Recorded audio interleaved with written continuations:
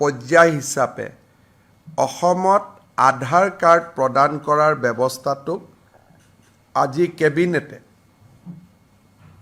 খুব কঠোৰ কটকটীয়া কৰাৰ বাবে সিদ্ধান্ত গ্ৰহণ কৰিছে। এতিয়াৰ পৰা ৰাজ্য চৰকাৰৰ সাধাৰণ প্ৰশাসন বিভাগে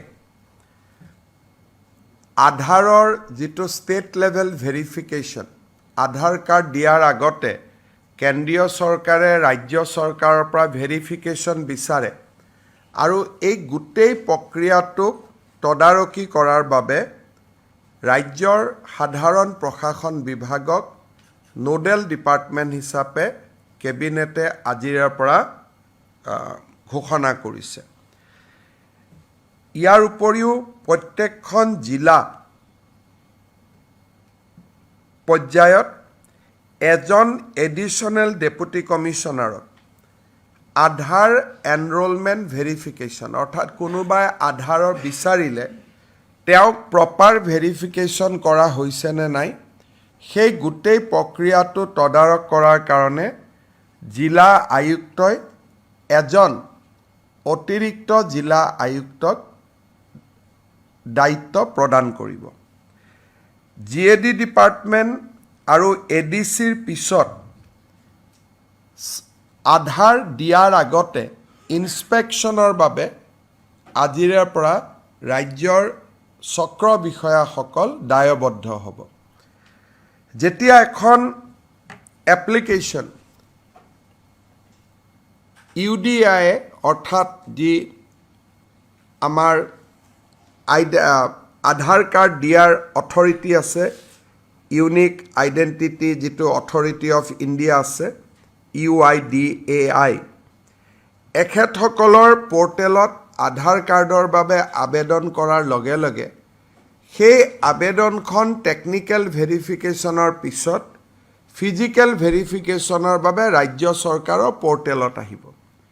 চাৰ্কুল অফিচাৰজনে প্ৰথম এই আধাৰ কাৰ্ডৰ আবেদনখন পোৱাৰ লগে লগে তেওঁ প্ৰথমে চাব যে ৰাজ্যৰ ৰাষ্ট্ৰীয় নাগৰিকপঞ্জী প্ৰণয়নৰ সময়ত এই ব্যক্তিজনে বা এই পৰিয়ালটোৱে বা তেওঁৰ পিতৃ মাতৃয়ে আবেদন কৰিছিলে নে নাই। প্ৰথম পৰীক্ষা হ'ব সেইটো। যদি দেখা যায় যে তেওঁ আবেদন কৰাই নাছিলে তেতিয়াহ'লে তেওঁৰ আধাৰ কাৰ্ডখন ৰাজ্য চৰকাৰে প্ৰত্যাখ্যান কৰি কেন্দ্ৰীয় চৰকাৰলৈকে প্ৰতিবেদন দিব।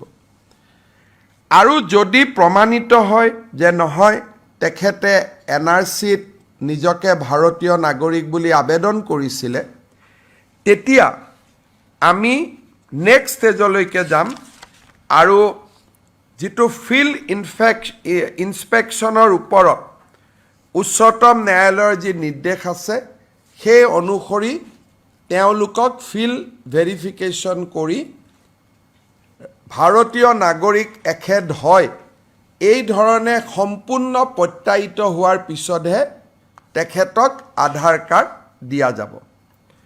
অৱশ্যে যিবিলাক ভাৰত চৰকাৰৰ কৰ্মচাৰী বিভিন্ন কামত 2014 চনৰ পিছৰ পৰা অসমত আছে, স্বাভাৱিকতে তেওঁলোক যিহেতু পশ্চিমবংগ, গুজৰাট, মহাৰাষ্ট্ৰৰ নাগৰিক অসমৰ NRCৰ বাবে আবেদন কৰা নাই, তেওঁলোকৰ ক্ষেত্ৰত এই নিয়মটো নাহিব। কিন্তু ফিজিকেল ভেৰিফিকেশ্যন বা ডকুমেণ্ট ভেৰিফিকেশ্যন তেওঁলোকৰ ক্ষেত্ৰতো আমি কৰিম।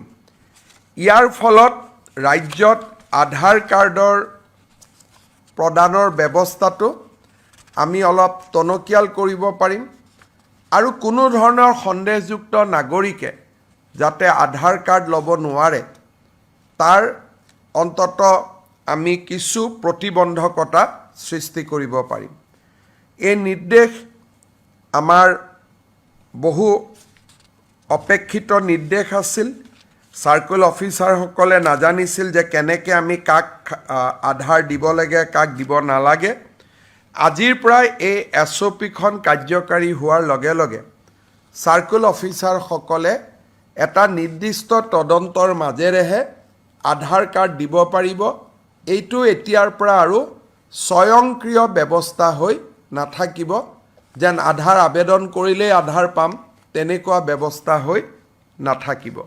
আজি কেবিনেটে ই এটা খুব ডাঙৰ আৰু গুৰুত্বপূৰ্ণ সিদ্ধান্ত গ্ৰহণ কৰিছে।